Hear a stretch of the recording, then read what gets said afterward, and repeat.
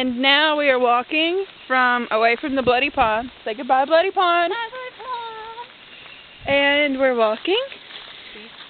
There's, you should know, there's like a shitload of trees all around. You can't get good pictures because of the trees. The sunken road. We are on the sunken road. Yay. Sunken road, no vehicles allowed. That's because we'll think. This is it, right? Right here? Yeah, sunken road. Okay, we're going to walk this because, frankly, I kind of want to walk it. Pretend I'm Alec.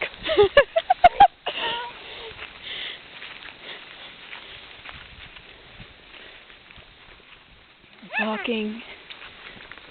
There's a pond. There should be artillery fire. That's my best invitation. Thank you, nameless friend. Thank you so much.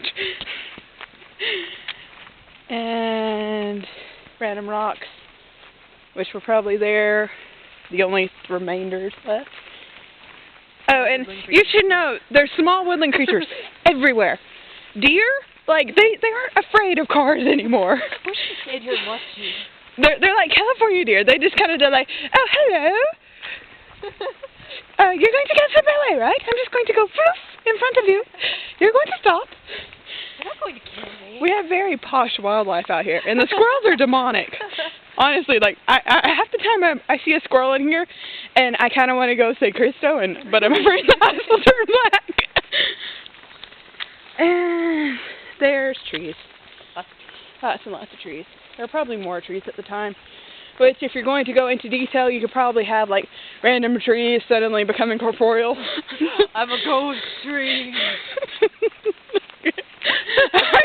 Oh, God.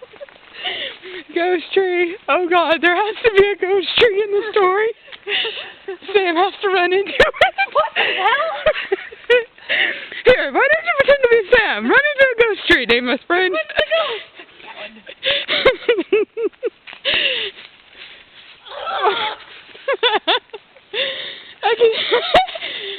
That's a tree, college boy. Shut up. Okay, we need to be a little bit more serious. There's nothing serious about the battle. Take a side. There's a really pretty tree, which was probably there, only like probably a sapling. And there's a sign, which is awesome. Signs are cool. U.S. Army of the Tennessee 20 Iowa Infantry, Tuttle's 1st Brigade. I can't say brigade. W.H.L. Wallace's 2nd Division. This regiment was sent to reinforce General Nelson, and by his order made a charge from this position at about 1 p.m. April 7, 1862, driving the enemy beyond the field. And from the sunken road, we get a view of the house. The lovely small house, which is still boarded up, which makes me sad, because you used to be able to go in it. Admittedly, they didn't have a lot of stuff in it. Oh, and sunken road leads way back there, but it kind of creeps me out. I'll go back there. Go. Let's shut the car down. It says no vehicles on the road. The Impala can't get through there. Well, the Impala probably could. Probably could. And we're in the orchard. The lovely orchard that I can't remember which fruit is supposed to be. I want to say it's peach orchard, but probably the apples or something. And front door. The farmhouse. Okay, should we kick it in? Come on, we got to pull the Winchester. And it's boarded. It wiggled a little. Darn, you boarded up, but... You can kick the hell out of that. No, Alec. We have to have Alec do it. Baby brother has to do something. And it won't open. It could be two-story. I mean, it's not all that big. But then again, nothing around here was at that time. Yeah, there's padlocks. Oh, darn padlocks. You have a lock-picking kit in your pocket? You should. I forgot it in the Impala. Darn. I forgot. I brought my Winchester clothes in complete attire. I didn't. Including my ass-kicking boots. And I completely forgot about my lockpick kit. What kind of honorary Winchester am I? You're not one. Oh, darn. You make me cry now. And there's random fruit trees that they can't seem to keep alive. How hard is it to keep a fruit tree alive? Well, when you don't actually do anything with it. Well, I know, but there's not that much you have to do with the fruit tree. And way over there is where the north is supposed to be. Hi, North. And over here is where someone is supposed to be. Probably the south. I'm guessing. Or maybe reversed. I'm not sure. I can't remember. They're on opposite sides of the field that has trees from it. Yep. And there's the house that people took refuge at. And random petrified trees. Though if we go up to the very top, we might actually find an actual bullet, because those look like to be old enough. But climb, nameless friend, climb! Or we could just have you, stand on Sam's shoulders. Yeah, that'd be like go all the way to the top, right? Alec could do it. Alec could randomly jump and get his transgenic ass way up there. Nothing. Darn. Hole. There's a giant hole by that old tree. Yes. Someone needs to fall in the giant hole by the petrified trees. It's the little details that count. It's little details that make a story believable and enjoyable and fun. You go to Shiloh, there will be a giant actual old ass hole next to the old ass tree. And here we go. Trees.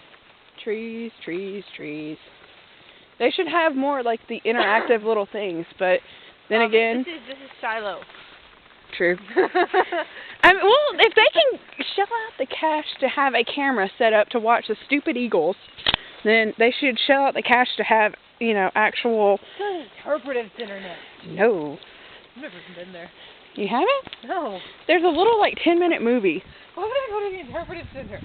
Okay, we'll go there afterwards. Around the Battle of Corinth. I don't need just a bunch of... We grew up in Corinth at the Battle of Corinth. Are you kidding me? I grew up literally 5 minutes away from Fort Robinette. Well, you see, I used to play at Fort Robinette and fly kites. I grew up in Farmington. Yes. So. Trees. Supposedly, and this is hearsay, supposedly these are the descendant trees. They graft. Great-grandbaby trees. And they graft if a tree dies, and they graft what's left of it with a different tree so that it technically remains. Supposedly they do that. They're doing a bad job.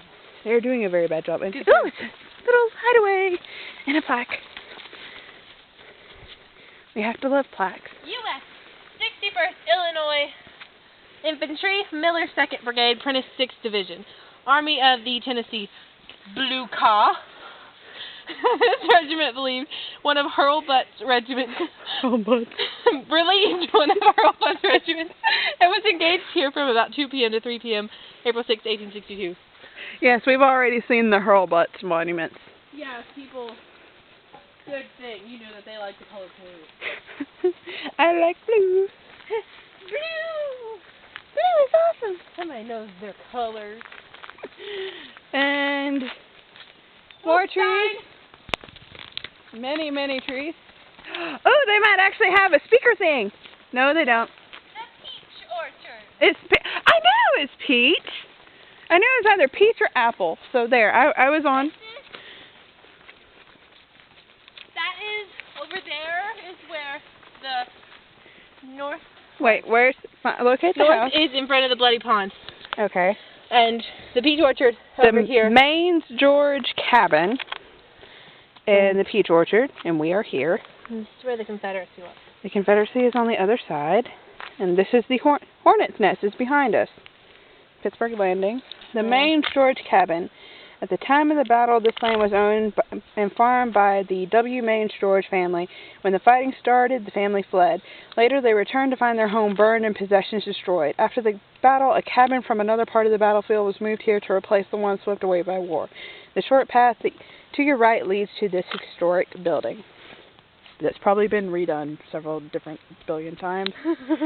Or it might even still have some of the petrified wood. Probably preserved it. Yeah. Fighting near Peach Orchard happened.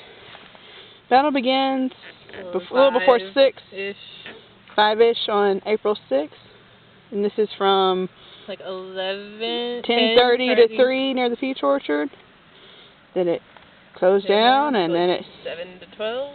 And then the battle ends. Like 5:30 the next day. Okay. an awesome title. This is the scene of intense fighting on Sunday afternoon as Federal troops stubbornly resisted the Confederate charge through the peach trees. Peach blossoms ripped off by mini balls fell like snow. A Union soldier who faced the Confederate onslaught described the heavy artillery fire. Everywhere around us the storm began to rage. Shot, shell, canister came howling and whistling through our lines. The very trees seemed to protest against it. Missiles flew everywhere. Successive Confederate infantry charges finally broke the blue line, and the Federals retreated in disorder back toward Pittsburgh Landing. The next day, however, a reinforced Union army won this ground back. Union troops under Brigadier General Stephen A. Hurlbut, gotta love Hurlbut, held back the Confederate tide for several hours at the Peach Orchard. Losses were heavy on both sides. So if you are going to set it up, technically, but it would be Union troops that attack Alec, probably, unless you're going to have him way over there, keeping lookout. But that's the Confederates. That's Johnny Rebs. I can't remember what they called the Unions. Johnny Reb and Billy Yank, I think was what. Billy Yanks. And I remember this because one of the tours we went on, the guide came by and said that at night that the Confederate and Union troops, they would sneak into the forest outside of camp and they'd yell out, "Hey Johnny! Hey Johnny!" And someone else would answer, and they would trade molasses from the Confederacy to for like Union, foodstuffs and factory supplies, because once you got, let's see, it was here, and then a couple of days later they took Corinth, and that was the end of everything, because Corinth is the bloodline of the South. Like crossroads. Mhm. Where the two major railways of the Confederacy intersect the heart of the South. You gotta love the crossroads. And the sad thing of it was, there's more of the sunken road way over there, across the road. Dude, that looks awesome. It looks creepy. I know. I think we should get rock salt before it goes back there. And that's a demonic squirrel, Crystal! And it ran away. I saw it. Did the eyes turn black? Yeah. Or yellow? No, nothing.